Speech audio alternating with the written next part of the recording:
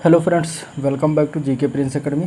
तो हम लोग डिस्कस कर रहे थे यूथ कंपटीशन बुक के वीडियो 2022-23 के री एग्ज़ाम्स के प्रैक्टिस सेट की, ठीक है। और इस बुक ने जो है यूथ कंपटीशन के बुक के द्वारा निकाला गया है वीडियो के री एग्ज़ाम के पेपर। सॉल्व पेपर इसमें दिया गए हैं, 15 सॉल्व पेपर हैं जो कि ग्राम पंचायत अधिकारी के जितने भी प्रीवियस ईयर क्वेश्चन हुए हैं, प्रीवियस ईयर पेपर हुए हैं 2015 से लेकर 2018 तक, तो सभी इसमें दिए गए हैं, ठीक है। टोटल 15 सॉल्व पेपर यानी कि फर्स्ट शिफ्ट सेकंड शिफ्ट मिलाकर हैं। इसके बाद इसमें प्रैक्टिस सेट दिया गया है 8। तो ये सब चीज़ें इस बुक में दी गई हैं जिसको हम डिस्कस कर रहे थे। इसमें अगर हम देखें तो इसमें पहला प्रैक्टिस सेट, पहला सॉल्व पेपर, दूसरा सॉल्व पेपर ये हो चुका है, ठीक है। आज की इस वीडियो में हम तीसरा सॉल्व पेपर की बात करेंगे। इसके बाद ये जब ख़त्म हो जाएगा तो इसके बाद इसमें हम प्रैक्टिस सेट जो है एक एक करके बात करेंगे, ठीक है। और इसमें हम जीएस का पोर्शन देख रहे थे। तो चलिए वीडियो को स्टार्ट करते हैं। स्टार्ट करने से पहले अगर आप लोग चैनल पर नए हैं, अभी तक सब्सक्राइब नहीं किया है तो चैनल को सब्सक्राइब करें, और वीडियो पसंद आए तो लाइक करिएगा और अपने दोस्तों में ज़्यादा से ज़्यादा शेयर करिए। ये 22 दिसंबर 2018 को ये पेपर हुआ था फर्स्ट शिफ्ट का, उसको हम आज हल करेंगे, उसमें से जीके के क्वेश्चन को, ठीक है। तो पहला क्वेश्चन आया था, निम्नलिखित में से कौन एक प्राइमरी स्टोरेज डिवाइस है, ठीक है। कंप्यूटर से संबंधित क्वेश्चन है और ये इस तरीके से पूछा गया था। अब ऑप्शन में दिया गया था hard disk, random access memory, magnetic tape, optical disk, ठीक है। प्राइमरी स्टोरेज मेमोरी या डिवाइस की बात पूछा गया था इसमें। इसका आंसर क्या हो जाएगा? इसका आंसर हो जाएगा रैंडम एक्सेस मेमोरी, ठीक है। RAM जिसको कहते हैं रैम, ठीक है। शॉर्ट फॉर्म में क्या कहते हैं? रैम। तो रैम क्या होता है? प्राइमरी स्टोरेज डिवाइस होता है, इसका फुल फॉर्म है रैंडम एक्सेस मेमोरी। अब इसके हम डिटेल में देख लेते हैं। तो देखिए, पहले हम देख लेते हैं क्या होता है डिवाइस। तो किसी कंप्यूटर के केंद्रीय प्रोसेसिंग इकाई यानी कि CPU जिसको फुल फॉर्म और शॉर्ट फॉर्म में कहते हैं, उसको प्रोसेस करने हेतु एक इनपुट डेटा और निर्देश चाहिए होता है। और यह इनपुट डेटा जो होता है या फिर निर्देश जो होता है स्टोरेज डिवाइस या फिर मेमोरी में संग्रहित रहता है, ठीक है। अब स्टोरेज डिवाइस देख लेते हैं कितने प्रकार का होता है। तो देखिए, स्टोरेज डिवाइस की बात करें तो पहला होता है प्राथमिक या फिर मुख्य या फिर मेन स्टोरेज डिवाइस, ठीक है। प्राइमरी या फिर मेन इसको कहते हैं। और दूसरा होता है द्वितीयक यानी कि सेकेंडरी या फिर सहायक स्टोरेज डिवाइस, इसको मेमोरी कहते हैं, ठीक है। डिवाइस कह लीजिए या फिर मेमोरी कह लीजिए। अब प्राइमरी में अगर हम देखेंगे, प्राइमरी में 3 प्रकार का आता है, स्थायी यानी कि नॉन वोलाटाइल, कैश, और इसके बाद अस्थायी यानी कि वोलाटाइल स्टोरेज डिवाइस या मेमोरी आता है, ठीक है। इसके बाद इसमें द्वितीयक अगर सेकेंडरी में हम देखते हैं तो सेकेंडरी में टाइप्स बहुत सारे हैं। पहला है हार्ड डिस्क, दूसरा है मैग्नेटिक टेप, तीसरा है CD-ROM, चौथा है CD-ROM यानी कि CD का फुल फॉर्म होता है कॉम्पैक्ट डिस्क, ठीक है। इसके बाद CDRW होता है, और इसके बाद फ्लॉपी डिस्क है, DVD है यानी डिजिटल वर्सेटाइल डिस्क है, पेन ड्राइव। ये सब हो गए द्वितीयक या फिर सहायक स्टोरेज डिवाइस हो गए। प्राइमरी में अगर देखेंगे तो नॉन वोलाटाइल में आता है PROM यानी कि PROM, और इसका फुल फॉर्म है प्रोग्रामेबल रीड ओनली मेमोरी, ठीक है। इसका फुल फॉर्म बनता है।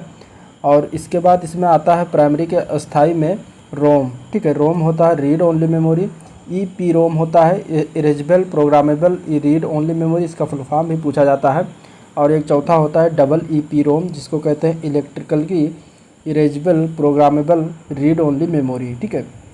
इसके बाद अस्थायी यानी कि वोलाटाइल डिवाइस में अगर हम देखेंगे तो रैंडम एक्सेस मेमोरी आता है, ठीक है। रैंडम एक्सेस मेमोरी आता है सिर्फ वोलाटाइल डिवाइस में, ठीक है। तो इस तरीके से कुछ डिवाइस और अस्थायी और अस्थायी और इसके बाद इसमें देखा गया।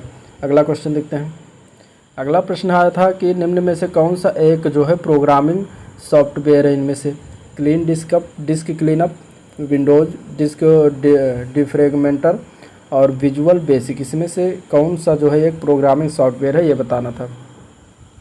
इसके राइट आंसर की बात करेंगे तो राइट आंसर इसका हो जाएगा डी पार्ट, ठीक है। विजुअल बेसिक जो होता है एक प्रोग्रामिंग जो होता है सॉफ्टवेयर होता है। सॉफ्टवेयर प्रोग्रामिंग भाषा द्वारा लिखे गए निर्देशों की एक श्रृंखला है जिसके अनुसार इनपुट डेटा या फिर निर्देश का प्रोसेस होता है। बिना सॉफ्टवेयर के कंप्यूटर कोई भी कार्य नहीं कर सकता। इसका प्राथमिक उद्देश्य डेटा को सूचना में परिवर्तित करना होता है।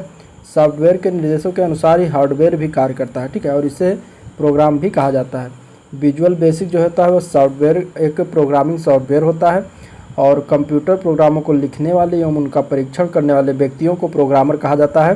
कंप्यूटर सॉफ्टवेयर एवं हार्डवेयर के बीच जो होता है संचार स्थापित करने को इंटरफेस कहते हैं, ठीक है। तो कुछ डिटेल में देख लीजिएगा। अब अगला प्रश्न देखते हैं। अगला क्वेश्चन आया था, कंप्यूटर के संदर्भ में जिस तरीके से कोई विरोधी सिस्टम में प्रवेश कर सकता है और संभावित रूप से क्षति का कारण बन सकता है उसको क्या कहते हैं। ठीक है, इसमें से बताना कि कंप्यूटर के संदर्भ में उसको क्या कहा जाता है। तो उसको कहा जाता है अटैक सरफेस या फिर हमला सतह या फिर अटैक सरफेस इसको कहा जाता है। आंसर ए पार्ट हो जाएगा। ठीक है, कंप्यूटर के संदर्भ में जिस तरीके से कोई विरोधी सिस्टम में प्रवेश कर सकता है और संभावित रूप से क्षति का कारण बन सकता है उसे क्या कहते हैं, हमला सतह या फिर अटैक सरफेस कहते हैं। ठीक है, एवं एक ऐसा व्यक्ति जो अपने व्यक्तिगत लाभ के लिए अन्य दूसरे व्यक्तियों के कंप्यूटर व कंप्यूटर नेटवर्क से जानकारी गैर कानूनी तरीके से उन्हें हानि पहुंचाने के लिए प्राप्त करते हैं, तो वो व्यक्ति क्या कहलाता है, वो व्यक्ति हैकर कहलाता है। ठीक है, अगला प्रश्न है, सुरक्षा सेवाओं से गोपनीयता, डेटा अखंडता, इकाई प्रमाणीकरण, डेटा मूल प्रमाणीकरण प्रदान करने के लिए गणितीय तकनीकों का उपयोग क्या कहा जाता है। ठीक है, क्रिप्टोलॉजी, क्रिप्टोग्राफी या क्रिप्टोग्राफिक एल्गोरिथम या फिर क्रिप्टो एनालिसिस। तो अगर हम इसमें देखेंगे तो इस चीज़ को करने के लिए क्रिप्टोग्राफी कहा जाता है। आंसर क्या हो जाएगा, बी पार्ट हो जाएगा। ठीक है, विभिन्न सुरक्षा सेवाओं, गोपनीयता, डेटा अखंडता या फिर इकाई प्रमाणीकरण या फिर डेटा मूल प्रमाणीकरण प्रदान करने के लिए विभिन्न गणितीय तकनीकों का प्रयोग करके जो करते हैं उसको क्रिप्टोग्राफी कहता है। ठीक है, क्या कहते हैं, क्रिप्टोग्राफी कहते हैं। तो क्रिप्टोग्राफी के एक तरीके से मान लीजिए परिभाषा ही पूछ लिया गया था। नेक्स्ट क्वेश्चन, अगला प्रश्न आया था, उत्तर प्रदेश में कृषि के लिए जो है प्रयुक्त भूमि का परसेंटेज क्या है। तो उत्तर प्रदेश में अगर बात करेंगे तो कृषि के लिए जो है प्रयुक्त भूमि 68.7% है। ठीक है, भारत में जनसंख्या की दृष्टि से सबसे बड़ा राज्य उत्तर प्रदेश की अर्थव्यवस्था क्या है, मूलाधार कृषि है और लगभग 65% जनसंख्या कृषि पर आधारित है। उत्तर प्रदेश के आर्थिक विकास के क्षेत्र में कृषि क्षेत्र का जो है महत्वपूर्ण योगदान है। 2014-15 के आंकड़ों के अनुसार अगर देखा जाएगा तो उत्तर प्रदेश में लगभग 165 लाख हेक्टेयर यानी कि लगभग 68.7% क्षेत्र की खेती की जाती है उत्तर प्रदेश में। ठीक है, इस तरीके से क्वेश्चन पूछा गया था। नेक्स्ट क्वेश्चन आया था, रामचरितमानस का कौन सा कांड जो है या फिर अध्याय जिसको कहते हैं सबसे छोटा अध्याय है। ठीक है, रामचरितमानस का कौन सा अध्याय जो है सबसे छोटा अध्याय है, ये क्वेश्चन पूछा गया था। इसमें अगर आंसर की बात करेंगे तो आंसर इसका बी पार्ट हो जाएगा। किष्किंधा कांड जो होता है जो है ये अध्याय, ये रामचरितमानस का सबसे छोटा अध्याय है। ठीक है, अब इसके बारे में देख लेते हैं। अवधी भाषा में रची गई रामचरितमानस जो है 16वीं शताब्दी में तुलसीदास जी के द्वारा रची गई रचना है। वाल्मीकि जी द्वारा रचित रामायण को आधार मानकर जो है रची गई यह रचना एक भक्त का अपने आराध्य प्रभु के प्रति प्रेम और समर्पण का प्रतीक है। ठीक है, रामचरितमानस को तुलसीदास जी ने 7 कांडों में विभक्त किया है, 7 अध्यायों में लिखा हुआ है। ठीक है, इनमें पहला है बालकांड, दूसरा है अयोध्याकांड, तीसरा है अरण्यकांड, चौथा है किष्किंधा कांड, 5वां है सुंदरकांड, 6ठा है लंका कांड और 7वां है उत्तरकांड। ठीक है, इनमें अगर छंदों की संख्या के अनुसार देखा जाए तो बालकांड सबसे जो है बड़ा और किष्किंधा कांड जो है सबसे छोटा अध्याय है। रामचरितमानस को जो है हिंदुओं का पवित्र ग्रंथ माना जाता है। नेक्स्ट क्वेश्चन है, आलू के उत्पादन में उत्तर प्रदेश कौन सा स्थान रखता है। तो उत्तर प्रदेश अगर भारत में देखा जाए तो उत्तर प्रदेश का पहला स्थान आलू के उत्पादन में आता है। ठीक है, आंसर इसका ए पार्ट हो जाएगा। आलू के उत्पादन में उत्तर प्रदेश का भारत में प्रथम स्थान है। इसके अलावा गन्ने के उत्पादन में भी उत्तर प्रदेश का प्रथम स्थान है। ठीक है, इसके अलावा आलू उत्पादन में पश्चिम बंगाल, बिहार, गुजरात, पंजाब, असम व मध्य प्रदेश आते हैं। ठीक है, भारत में केंद्रीय आलू अनुसंधान केंद्र जो है हिमाचल प्रदेश की राजधानी शिमला में स्थापना इसका किया गया है। ठीक है, केंद्रीय आलू अनुसंधान केंद्र कहाँ पर है, तो हिमाचल प्रदेश की राजधानी शिमला में है। नेक्स्ट क्वेश्चन आया था, उत्तर प्रदेश किस जिले में किचौछा दरगाह शरीफ स्थित है। किचौछा दरगाह शरीफ पूछा गया था। देखिए अम्बेडकर नगर में स्थित है। आंसर इसका सी पार्ट हो जाएगा, अम्बेडकर नगर। ठीक है, किचौछा शरीफ जो है प्रसिद्ध सूफी संत सैयद मखदूम अशरफ जहांगीर साहब की दरगाह के नाम से भी जानते हैं और इनका जन्म हुआ था ईरान के सिमनान प्रांत में 1387 ईस्वी में।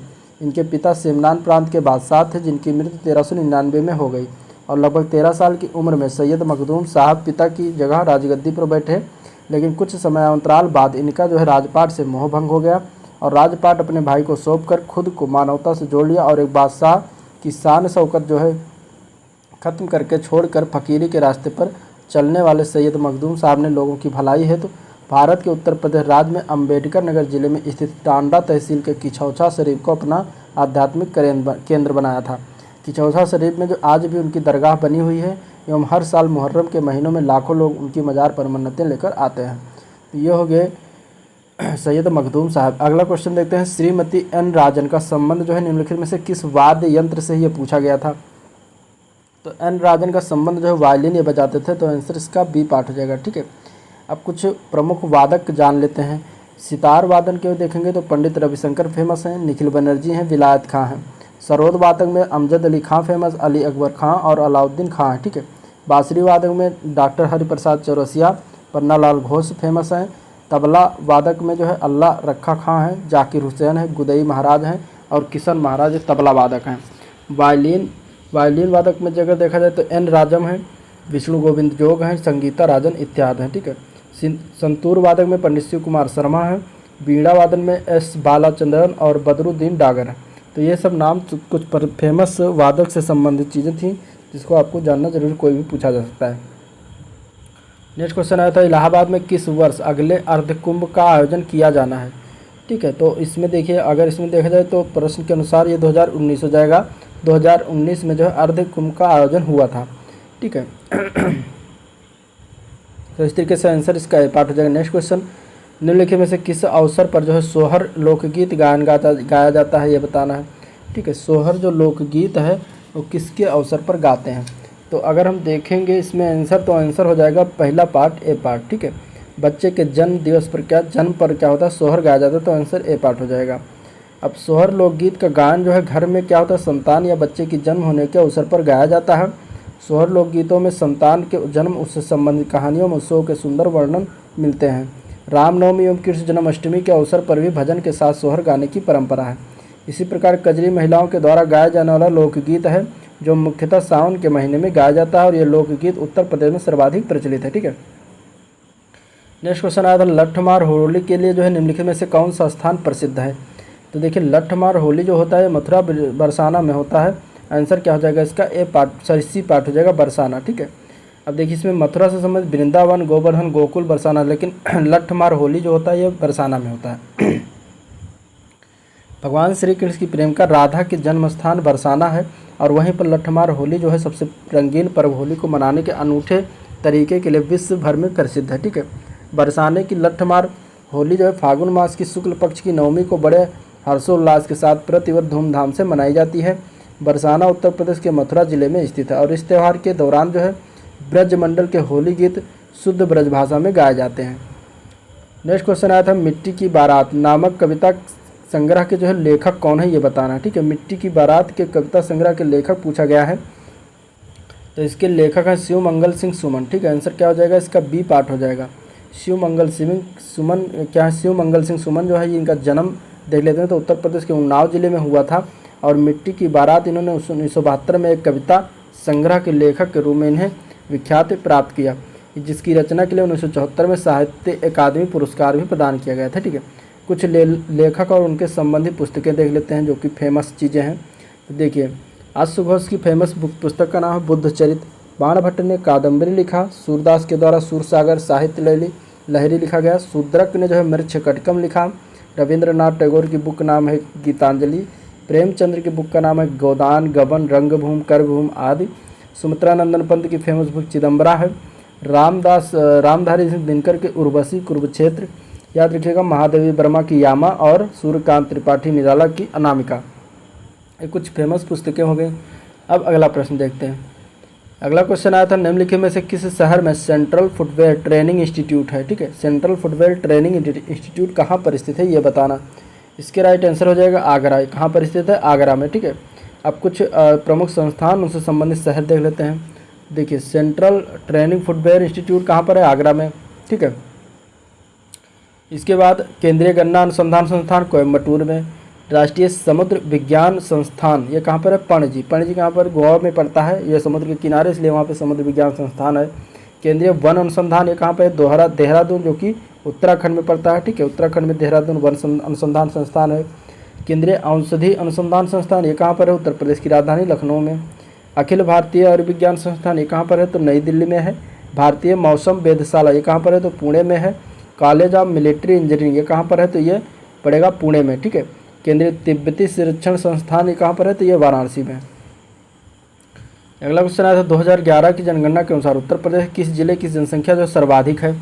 ठीक है। तो 2011 की जनगणना के अनुसार अगर देखा जाएगा तो उत्तर प्रदेश की सबसे ज़्यादा जिला की जनसंख्या जो है वो है इलाहाबाद, यानी कि अब इसे प्रयागराज नाम से जानते हैं। तो आंसर ए पार्ट हो जाएगा प्रयागराज, ठीक है। और सबसे कम जनसंख्या वाला जिला कौन सा है, तो वो हो जाएगा महोबा, ठीक है। और सबसे अधिक जनसंख्या घनत्व वाला जिला कौन सा है, तो हो जाएगा गाजियाबाद। और सबसे कम जनसंख्या घनत्व वाला जिला कौन सा है, ललितपुर। याद रखिएगा। नेक्स्ट क्वेश्चन, चोल अभिलेखों के अनुसार जैन सभाओं को दान में दिए जाने वाले भूमि को क्या कहा जाता था। तो अगर हम इसके आंसर की बात करेंगे तो क्या कहते थे, जो जैन सभाओं को दान दिया जाता था भूमि, उसको कहा जाता था पल्लीच्छांदम, ठीक है। क्या कहा जाता था, पल्लीच्छांदम कहा जाता था। तो आंसर इसका सी पार्ट हो जाएगा। अब चोल के अभिलेखों के अनुसार चोल काल में भूमि जो दान में दिया जाता था, देखिए वेल्लानुगाई किसको कहते थे, तो ये जो है गैर ब्राह्मण किसान स्वामी की भूमि को कहा जाता था। ब्रह्मदेया जो होता था, इसको ब्राह्मणों को उपहार में दी गई भूमि को कहते थे।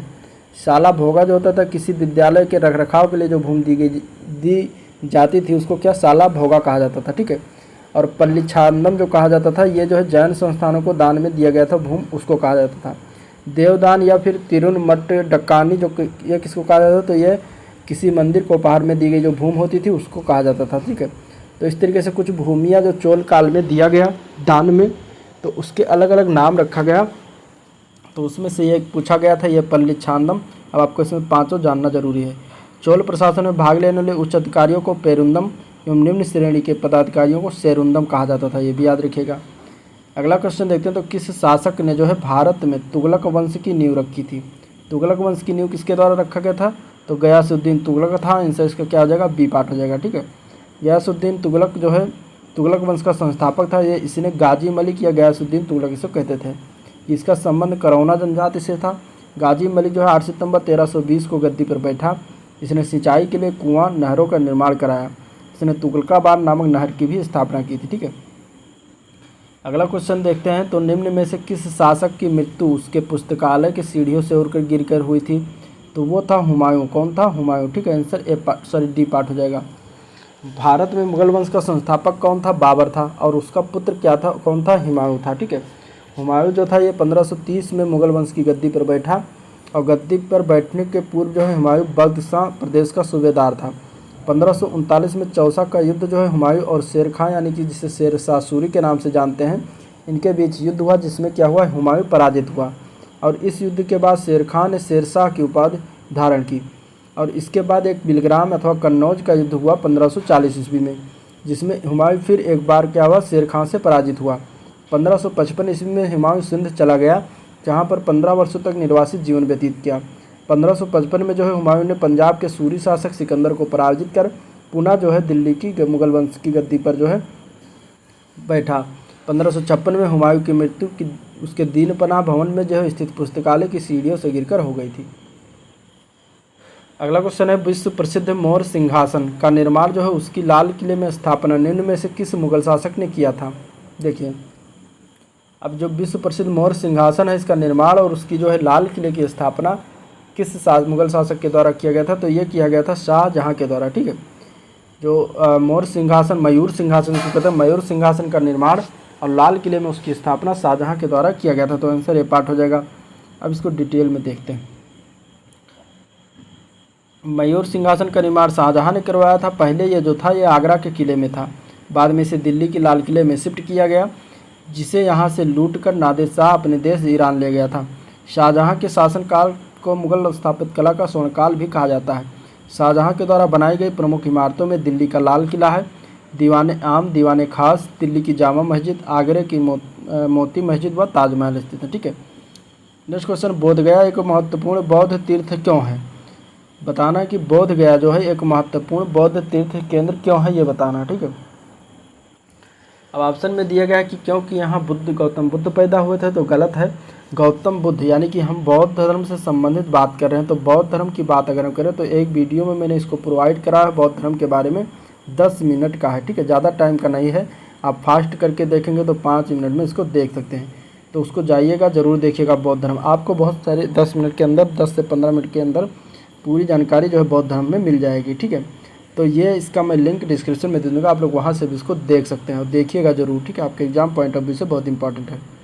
तो देखिए, बोधगया की बात कर रहा है, तो इसका राइट आंसर हो जाएगा, क्योंकि गौतम बुद्ध ने यहाँ पर क्या किया था, ज्ञान प्राप्त किया था, ठीक है। तो आंसर आपका बी पार्ट हो जाएगा। ज्ञान प्राप्त किया था बोध गया में, इसीलिए महत्वपूर्ण केंद्र हो जाता है। बौद्ध धर्म के संस्थापक थे गौतम बुद्ध। ठीक है, गौतम बुद्ध का जन्म हुआ था 563 ईसा पूर्व में कपिलवस्तु के लुम्बिनी नामक स्थान पर, और 35 वर्ष की आयु में वैशाख पूर्णिमा की रात को निरंजना नदी के किनारे गौतम बुद्ध को पीपल वृक्ष के नीचे जो है ज्ञान की प्राप्ति हुई, तथा वो स्थान क्या कहलाया, बोध गया कहलाया था। ठीक है, गौतम बुद्ध ने अपना सर्वप्रथम उपदेश सारनाथ में दिया था, जिसे बौद्ध ग्रंथों में धर्म चक्र प्रवर्तन कहा गया है। बुद्ध ने अपने उपदेश जनसाधारण की भाषा पाली में दिए हैं। गौतम बुद्ध की मृत्यु जो है 80 वर्ष की अवस्था में 483 ईस्वी पूर्व जो है कुशीनगर में हो गया, जिसे बौद्ध धर्म में महापरिनिर्वाण कहा गया है। ठीक है, तो ये था। नेक्स्ट क्वेश्चन देखते हैं। महात्मा गांधी ने भारतीय राष्ट्रीय कांग्रेस के निम्नलिखित सत्रों में किसकी अध्यक्षता की थी? गया, दिल्ली, बेलगाम या कानपुर? तो महात्मा गांधी ने भारतीय राष्ट्रीय कांग्रेस की सिर्फ एक अधिवेशन किया था, वो था बेलगाम का 1924 का अधिवेशन। ठीक है, तो आंसर इसका सी पार्ट हो जाएगा, बेलगाम। भारतीय राष्ट्रीय कांग्रेस की स्थापना जो है एक अवकाश प्राप्त अधिकारी थे एलन ऑक्टेवियन ह्यूम, जिसे ए.ओ. ह्यूम कहा जाता है। 28 दिसंबर 1885 को इन्होंने किया था। ठीक है, और ये इसकी अगर हम बात करें तो 1885 में बम्बई में ये पहला अधिवेशन आयोजित किया गया था, जिसके अध्यक्षता व्योमेश चंद्र बनर्जी के द्वारा किया गया था। और 1924 में जो है बेलगांव यानी कि कर्नाटक में जो पड़ता है, वहाँ पे कांग्रेस का 40वां अधिवेशन राष्ट्रपिता महात्मा गांधी जी ने पहली एवं अंतिम बार अध्यक्षता की थी। नेक्स्ट क्वेश्चन है, भारतीय राष्ट्रीय आंदोलन के दौरान 1932 में ग्रेट ब्रिटेन के किस प्रधानमंत्री ने सांप्रदायिक पुरस्कार की घोषणा की थी? तो उस समय ग्रेट ब्रिटेन का प्रधानमंत्री कौन था 1932 में? तो था वो जेम्स रैमसे मैकडोनाल्ड्स। ठीक है, तो आंसर डी पार्ट हो जाएगा। अगला प्रश्न देखते हैं। निम्नलिखित में से किस शहर में स्वतंत्रता सेनानी चंद्रशेखर आज़ाद ने ब्रिटिश पुलिस द्वारा घिर जाने पर खुद को गोली मार ली थी? तो वो शहर कौन था? वो इलाहाबाद था। तो आंसर आपका इसमें डी पी पार्ट हो जाएगा, इलाहाबाद। ठीक है, और ये घटना कब हुआ था? तो 27 फरवरी 1931 को चंद्रशेखर आज़ाद, सुखदेव व अन्य साथियों के साथ इलाहाबाद के एल्फ्रेड पार्क में भविष्य की योजनाओं के बारे में विचार कर रहे थे। तभी ब्रिटिश पुलिस ने उन्हें घेर लिया और आज़ाद ने पिस्तौल निकालकर गोलियां चलानी शुरू कर दी। सुखदेव को वहां से भगा दिया और अंत में उसके पास एक गोली बची, तो उन्होंने पढ़ लिया कि वो जीवित रहते पुलिस के हाथ नहीं आएंगे। बची गोली स्वयं जो है दाग कर आत्म बलिदान कर दिया। स्वतंत्रता प्राप्ति के बाद आज इलाहाबाद के एल्फ्रेड पार्क का नाम बदलकर शहीद चंद्रशेखर आज़ाद पार्क रखा गया। अगला क्वेश्चन, निम्नलिखित में से किस नदी का समागम जो है अरब सागर, ठीक है, अरब सागर में है? इसमें से कौन सी ऐसी नदी है जो अरब सागर में गिरती है? ठीक है, ये बताना है। तो देखिए, नर्मदा, गोदावरी, कृष्णा, कावेरी। अगर हम इसमें आंसर की बात करेंगे तो ए पार्ट हो जाएगा। नर्मदा नदी जो है वो अरब सागर में गिरती है। ठीक है, अब अगर हम भारत के मैप देखें इस तरीके से, तो ये हो गया बंगाल की खाड़ी। ठीक है, ये हो गया अरब सागर। इधर मुंबई, ये गुजरात है, मुंबई हो गया। ठीक है, यहाँ पे तो नर्मदा नदी जो आती है ये इस तरीके से अमरकंटक की पहाड़ियों से निकलकर और इस तरीके से जाकर अरब सागर में इधर गिर जाती है। और बाकी गोदावरी, कृष्णा, कावेरी, ये सब नदियाँ क्या होती है? ये बंगाल की खाड़ी में गिरती हैं। ठीक है, पूरब दिशा की ओर। तो इस तरीके से इसका आंसर ए पार्ट हो जाएगा। नर्मदा नदी की लंबाई टोटल कितना है? 1302 किलोमीटर है। ये विंध्याचल पर्वत की श्रेणियों में स्थित अमरकंटक नामक स्थान से निकलती है, भी बताया। ठीक है, खंभात की खाड़ी में अरब सागर में गिर जाती है। पश्चिम दिशा की ओर बहने वाली नदी है। नेक्स्ट क्वेश्चन है, भद्रा वन्यजीव अभ्यारण्य किस राज्य में स्थित है? भद्रा वन्यजीव अभ्यारण्य की बात करें तो कर्नाटक राज्य में स्थित है। आंसर सी पार्ट हो जाएगा। ठीक है, अब कुछ वन्यजीव अभ्यारण्य है उससे राज्य संबंधित देख लेते हैं। हजारीबाग वन्यजीव अभ्यारण्य कहाँ पर है? तो झारखंड में है। गिर राष्ट्रीय उद्यान ये कहाँ पर है? तो ये गुजरात में है। जिम कार्बेट राष्ट्रीय उद्यान ये कहाँ पर है? तो उत्तराखंड में है। दुधवा नेशनल पार्क ये कहाँ पर है? तो उत्तर प्रदेश में है। चंद्रप्रभा अभ्यारण्य ये कहाँ पर है? तो ये जो है उत्तर प्रदेश में है। सिमलीपाल वन्यजीव अभ्यारण्य कहाँ पर है? तो ये उड़ीसा में है। मुदुमलाई वन्यजीव अभ्यारण्य ये तमिलनाडु में है। और इसके बाद इसमें बांदीपुर राष्ट्रीय उद्यान ये कहाँ पर है? तो ये जो है कर्नाटक में पड़ेगा। भद्रा वन्यजीव अभ्यारण्य ये भी कर्नाटक में पड़ेगा। पाखल वन्यजीव अभ्यारण्य कहाँ पर है? तो आंध्र प्रदेश में है। मानस राष्ट्रीय उद्यान असम में है। काजीरंगा राष्ट्रीय उद्यान ये भी असम में है। घाना पक्षी विहार ये कहाँ पर है? राजस्थान में। और रणथंभौर वन्यजीव अभ्यारण्य कहाँ पर है? राजस्थान में। ठीक है, तो इस तरीके से कुछ इंपॉर्टेंट हो गया। नेक्स्ट क्वेश्चन देखते हैं। निम्नलिखित में से किस राज्य में भारत में जनसंख्या का घनत्व जो है सबसे कम है इनमें से? तो इनमें से अगर हम देखेंगे तो आंसर आपका इसमें डी पार्ट हो जाएगा। अरुणाचल प्रदेश में क्या है? सबसे कम घनत्व वाला जनसंख्या वाला राज्य है। तो आंसर डी हो जाएगा। यहाँ पर अगर देखा जाएगा तो टोटल 17 व्यक्ति प्रति वर्ग किलोमीटर निवास करते हैं। और सर्वाधिक जनसंख्या घनत्व वाले की बात करेंगे तो बिहार हो जाएगा।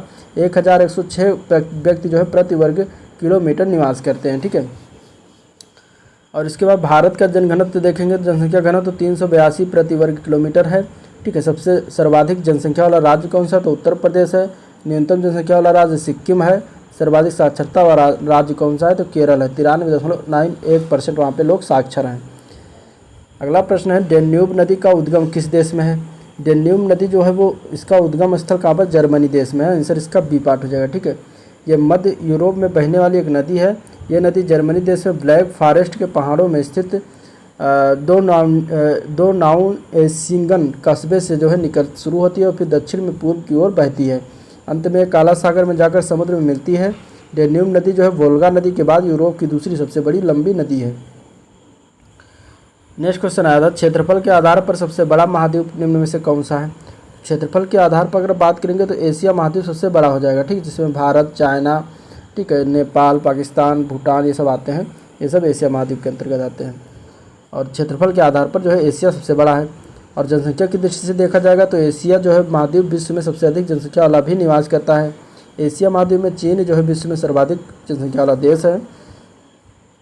और सर्वाधिक जनसंख्या घनत्व वाला देश जो है वो कौन सा है, तो सिंगापुर है। वो भी कहाँ पर है, एशिया महाद्वीप में। नेक्स्ट क्वेश्चन है चमेरा बांध किस नदी पर बनाया गया। चमेरा बांध जो है ये रावी नदी के तट पर बनाया गया। तो आंसर इसका बी पार्ट हो जाएगा। ठीक है, और ये कहाँ पर है, तो हिमाचल प्रदेश में है। और ये जो है 121 मीटर ऊंचा है, 295 मीटर लंबा कंक्रीट आर्क ग्रेविटी बांध है, जिसे 6.4 मीटर लंबी हेडरेस सुरंग है। ठीक है, जिसमें और ये जो है 540 मेगावाट स्थापित क्षमता के साथ भूमिगत बिजली घर भी है यहाँ पर। अगला प्रश्न आया था गैलरस ज्वालामुखी किस देश में स्थित है। गैलरस ज्वालामुखी जो है कोलंबिया में स्थित है। आंसर इसका क्या हो जाएगा, ए पार्ट हो जाएगा। ठीक है, कोलंबिया देश में क्या है, गैलरस ज्वालामुखी स्थित है। और यह ज्वालामुखी इक्वाडोर देश जो है उसके साथ लगने वाले कोलंबिया देश की दक्षिणी सीमा पर स्थित है। और गैलरस ज्वालामुखी को कोलंबिया देश की सबसे सक्रिय ज्वालामुखी भी माना जाता है। अब विश्व का सबसे ऊंचा अगर देखा जाएगा ज्वालामुखी तो इक्वाडोर देश का माउंट कोटोपैक्सी ज्वालामुखी जो कहाँ पर है, ये इक्वाडोर देश में ही है। अगला प्रश्न देखते हैं तो थोसेघर वाटरफॉल ये कहाँ पर है, किस राज्य में है, तो ये आपका पड़ जाएगा महाराष्ट्र में। आंसर इसका ए पार्ट हो जाएगा। ठीक है, थोसेघर जलप्रपात या वाटरफॉल ये जो है भारत के महाराष्ट्र में स्थित है। दूध सागर जलप्रपात भारत के गोवा राज्य में है। जोग या गरसोप्पा जलप्रपात ये कहाँ पर है, कर्नाटक में है।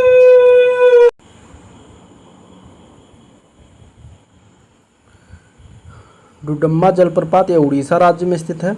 और नियाग्रा जलप्रपात संयुक्त राज्य अमेरिका में कनाडा देश की सीमा पर स्थित एक जलप्रपात है। ठीक है, अगला क्वेश्चन आता है विश्व पृथ्वी के उत्तरी गोलार्ध में रहने वाली कुल मानव आबादी का अनुमानित प्रतिशत क्या है, तो वो है 90%। ठीक है, उत्तरी गोलार्ध में टोटल 90% जनसंख्या निवास करती है। अब इसमें पूछा गया था रामनाथ कोविंद जो है भारत के कौन से क्रम के राष्ट्रपति हैं, तो इसके अगर हम आंसर की बात करेंगे तो 14वें राष्ट्रपति के कौन बने थे, रामनाथ कोविंद बने थे। लेकिन इस समय जो राष्ट्रपति बदल गए हैं उनका नाम है द्रौपदी मुर्मू। ठीक है, द्रौपदी मुर्मू जो है राष्ट्रपति बन गई हैं। द्रौपदी मुर्मू जो है 15वें क्रम की राष्ट्रपति बन गए। ठीक है, तो आंसर आपका इसमें बी पार्ट हो जाएगा। नेक्स्ट क्वेश्चन है भारत के संविधान के अनुच्छेद 243 आई के अनुसार राष्ट्रपति पंचायतों की वित्तीय स्थिति की समीक्षा के लिए वित्त आयोग का गठन का जो है कब किया जाता है। ठीक है, हर छठे वर्ष की समाप्ति पर या हर 5वें वर्ष की समाप्ति पर या फिर हर दूसरे वर्ष की समाप्ति पर या फिर हर तीसरे वर्ष की समाप्ति पर। तो इसके आंसर की बात करेंगे तो आंसर हो जाएगा बी पार्ट। ठीक है, हर 5वें वर्ष की समाप्ति पर जो है किया जाता है। अनुच्छेद 243 आई यह उपबंधित करता है कि राज्य का राज्यपाल संविधान 73वें संविधान संशोधन अधिनियम 1992 के प्रारंभ से 1 वर्ष के भीतर और उसके पश्चात प्रत्येक 5 वर्ष के अवसान पर पंचायतों की वित्तीय स्थिति का पुनर्विलोकन करके एक राज्य वित्त आयोग का गठन करेगा। नेक्स्ट क्वेश्चन आता है भारत के संविधान के किस अनुच्छेद के अनुसार राष्ट्रपति के पास अध्यादेश जारी करने की शक्ति होती है, तो ये जो अनुच्छेद है वो होता है 123 1, 2, 3 के अनुसार जो राष्ट्रपति के पास अध्यादेश जारी करने की शक्ति प्रदान होती है। तो आंसर आपका इसमें ए पार्ट हो जाएगा। ठीक है, और इसी तरीके से अगर देखा जाएगा तो अनुच्छेद 213 के तहत राज्यपाल को भी राष्ट्रपति की तरह अध्यादेश जारी करने की शक्ति प्राप्त है, जो कि 213 के अंतर्गत है। नेक्स्ट क्वेश्चन है राज्यसभा में मनोनीत सदस्यों की कुल संख्या कितनी है, तो मनोनीत सदस्यों की कुल संख्या है 12। ठीक है, आंसर क्या हो जाएगा, डी पार्ट हो जाएगा। राज्यसभा जो है एक उच्च सदन है। राज्यसभा की अधिकतम संख्या की बात करेंगे तो 250 है, हो सकती है, वर्तमान में 245 है। ठीक है, 12 सदस्य जो है भारत के राष्ट्रपति मनोनीत किए जाते हैं। राष्ट्रपति द्वारा जो मनोनीत किया जाता है। राज्यसभा के सदस्य के लिए न्यूनतम उम्र सीमा जो है वो 30 वर्ष होता है। राज्यसभा संसद का एक स्थायी सदन है जो कभी भी भंग नहीं होती है। इसके सदस्यों का कार्यकाल 6 वर्ष का होता है, इसलिए 1/3 प्रति 2 वर्ष बाद सेवानिवृत्त हो जाते हैं। ठीक है। अगला क्वेश्चन आया था कौन सी मतलब डैश को विधानसभा का सत्रावसान करने की शक्ति प्राप्त होती है। किसको जो है विधानसभा का सत्रावसान करने की जो है शक्ति प्राप्त है ये बताना। ठीक है। तो इसमें अगर हम आंसर की बात करेंगे तो आंसर इसका हो जाएगा ए पार्ट। विधानसभा का विधान परिषद मिलकर विधानमंडल कहलाते हैं और राज्य का राज्यपाल राज्य विधानमंडल का अभिन्न अंग होता है और राज्यपाल जो है विधानमंडल का गठन करता है तथा उसका सत्रावसान करता है और विघटन भी करता है। ठीक है। तो इस तरीके से आंसर आपका इसमें राज्यपाल हो जाएगा। नेक्स्ट क्वेश्चन है प्रथम मोबाइल ओपन एक्सचेंज जोन का उद्घाटन कहाँ किया गया।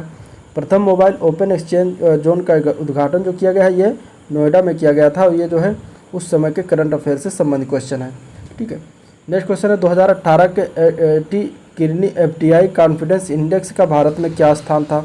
तो अगर हम इसमें आंसर 2018 का पूछा गया है तो बी पार्ट हो जाएगा, इसमें 11वां स्थान था। ठीक है। इसके बाद अगर इसमें हम देखेंगे तो इसका अब लेटेस्ट वाला आप लोग देख लीजिएगा, करंट अफेयर से क्वेश्चन है। नेक्स्ट क्वेश्चन आया था केंद्रीय मंत्रिमंडल ने क्षेत्रीय ग्रामीण बैंकों यानी कि RRB के पुनर्पूंजीकरण की योजना को कितने समय तक विस्तार की मंजूरी दे दी है। तो इनमें से अगर हम आंसर की बात करें तो ए पार्ट हो जाएगा, 2020 तक विस्तार की मंजूरी दे दी है। ठीक है। ए पार्ट हो जाएगा इसमें। और 9% के जोखिम प्रतिशत जो परिसंपत्ति अनुसार जो अनुपात बनाए रखने में जो है किया गया था। ठीक है। इसके बाद इसमें अगर हम देखेंगे तो इसमें 4 जुलाई 2018 को प्रधानमंत्री की अध्यक्षता में केंद्रीय मंत्रिमंडल की बैठक में जो है क्षेत्रीय ग्रामीण बैंकों यानी कि RRB को पुनर्पूंजीकरण योजना के विस्तार को मंजूरी प्रदान किया गया। क्षेत्रीय ग्रामीण बैंकों यानी कि RRB की पुनर्पूंजीकरण योजना की शुरुआत वित्त 2010-11 में किया गया था। अगला क्वेश्चन आया था विश्व बाघ दिवस कब मनाया जाता है। तो विश्व बाघ दिवस जो है 29 जुलाई को मनाया जाता है। आंसर इसका डी पार्ट हो जाएगा, 29 जुलाई। ठीक है। नेक्स्ट क्वेश्चन देखते हैं। तो भारत का पहला वैश्विक गतिशीलता शिखर सम्मेलन कहाँ पर आयोजित किया गया था। ये भी करंट से क्वेश्चन था। तो ये जो है नई दिल्ली में आयोजित किया गया था। आंसर इसका ए पार्ट हो जाएगा। ठीक है। अगला क्वेश्चन देखते हैं। तो निम्नलिखित सरकारों में से किसने सूर्य शक्ति किसान योजना का प्रारंभ किया गया। तो ये देखिए ये भी करंट से क्वेश्चन था और ये प्रारंभ किया गया था गुजरात सरकार के द्वारा 2008 में। तो आंसर सी पार्ट हो जाएगा। ठीक है। नेक्स्ट क्वेश्चन देखते हैं। हरियाणा सरकार द्वारा अपने पंचायतों को स्टार रैंकिंग देने के लिए शुरू की गई 7 सितारा ग्राम पंचायत इंद्रधनुष योजना कितने सामाजिक मानकों पर आधारित है। तो 7 सितारा इसका नाम है, तो 7 मानकों पर ही आधारित है। तो आंसर इसका बी पार्ट हो जाएगा और हरियाणा सरकार के द्वारा शुरू किया गया। ठीक है। अगला क्वेश्चन आया था, ये भी करंट अफेयर से था। तेलंगाना पुलिस ने राज्य के पूरे पुलिस विभाग के व्यावसायिक संचार और सहयोग की ज़रूरतों का समर्थन करने के लिए डैश मोबाइल एप्लीकेशन लॉन्च किया। कौन सा मोबाइल एप्लीकेशन लॉन्च किया है। तो वो है COP कनेक्ट। आंसर इसका डी पार्ट हो जाएगा। ठीक है। नेक्स्ट क्वेश्चन आया था हाल ही में निम्नलिखित में से किसको त्रिपुरा का राज्य फल घोषित किया गया। ठीक है। त्रिपुरा का राज्य फल कौन सा घोषित किया गया। तो वो घोषित किया गया क्वीन अनानास को। आंसर इसका ए पार्ट हो जाएगा, क्वीन अनानास। ठीक है। त्रिपुरा जो है भारत में सबसे बड़े अनानास उत्पादक राज्यों में से एक है और इसीलिए यहाँ पे जो है इसको राज्यफल घोषित किया गया। तो ये 2018 में ये भी किया गया था, तो इसीलिए इम्पोर्टेंट था उस तरीके करंट अफेयर के हिसाब से तो आया था। नेक्स्ट क्वेश्चन देखते हैं। नाबार्ड का फुल फॉर्म पूछा गया था। ठीक है। नाबार्ड की बात करेंगे तो इसका आंसर क्या हो जाएगा नाबार्ड का फुल फॉर्म। देखिए इसमें अगर दिया गया है तो आंसर इसका बी पार्ट हो जाएगा। ठीक है। National bank for agriculture and rural development. ठीक है। नाबार्ड का फुल फॉर्म बनता है। नाबार्ड की बात करेंगे तो नाबार्ड जो है विस्तृत रूप से क्या है, राष्ट्रीय कृषि और ग्रामीण विकास बैंक या फिर national bank for agriculture and rural development होता है। राष्ट्रीय कृषि और ग्रामीण विकास बैंक एक ऐसा बैंक है जो ग्रामीण को उनके विकास और आर्थिक रूप से उनके जीवन स्तर को सुधारने के लिए ऋण उपलब्ध कराता है। भारत में कृषि, लघु उद्योग, कुटीर एवं ग्रामीण उद्योग, हस्तशिल्प और अन्य ग्रामीण शिल्पों के उन्नयन एवं विकास के लिए ऋण प्रवाह प्रबंधन सुविधा बनाने के अध्यादेश के साथ नाबार्ड जो है 12 जुलाई 1982 को ये जो है स्थापित किया गया था। इसका हेडक्वार्टर कहाँ पर है, मुंबई में। ठीक है। अगला प्रश्न देखते हैं। अगला क्वेश्चन पूछा गया था निम्नलिखित देशों में से कौन सा दुनिया का सबसे बड़ा ट्रैक्टर बाजार है। तो देखिए ट्रैक्टर बाजार की बात करें तो सबसे ज़्यादा खेती जो होती है वो भारत में होता है तो इसलिए सबसे ज़्यादा खपत जो है ट्रैक्टर का वो कहाँ पर होगा, भारत में ही होगा। तो आंसर इसका डी पार्ट हो जाएगा। ठीक है, अगला प्रश्न देखते हैं। देखिए 2018 का करंट अफेयर से क्वेश्चन आया था, Annapurna world of bank food India के 13वें संस्करण का आयोजन किस शहर में किया जाएगा। तो ये किया गया था उस समय मुंबई में। आंसर इसका ए पार्ट हो जाएगा। ठीक है, और इसमें अगर लेटेस्ट देखा जाए 2022 का, तो ये भी मुंबई में ही हुआ है। 2017-18 के दौरान निम्नलिखित में से कौन सा देश दुनिया का सबसे बड़ा दूध उत्पादक था। 17-18 में भारत ही था। आंसर बी पार्ट हो जाएगा। ठीक है, क्या हो जाएगा, बी पार्ट। और इसके बाद अगर देखा जाएगा 2021 में, तो भी भारत ही है। जो आंसर 2021 में अगर देखा जाएगा सबसे बड़ा दूध उत्पादक देश तो भारत ही है। और श्वेत क्रांति के जनक के रूप में डॉक्टर वर्गीज कुरियन को जाना जाता है। और भारत में जो है दूध की कमी को दूर किया गया दूध क्रांति का ऑपरेशन फ्लड चलाकर। ठीक है, जिसको श्वेत क्रांति के नाम से जाना गया। और श्वेत क्रांति के जनक कौन थे, वर्गीज कुरियन। ठीक है, 1 जून को जो है प्रतिवर्ष दुग्ध दिवस मनाया जाता है। ठीक है, प्रतिवर्ष विश्व दुग्ध दिवस मनाया जाता है। तो ये था ओवरऑल वीडियो जिसमें हम लोगों ने देखा क्वेश्चन को, जिसमें जीके के 50 क्वेश्चन थे 2018 के पेपर का वीडियो का। और अगर वीडियो पसंद आया तो लाइक करिएगा, चैनल को सब्सक्राइब करिएगा, साथ में अपने दोस्तों में ज़्यादा से ज़्यादा शेयर कर दीजिएगा। ठीक है, और आज का वीडियो पर निकलते हैं, मिलते हैं नेक्स्ट वीडियो में। तब तक के लिए थैंक यू।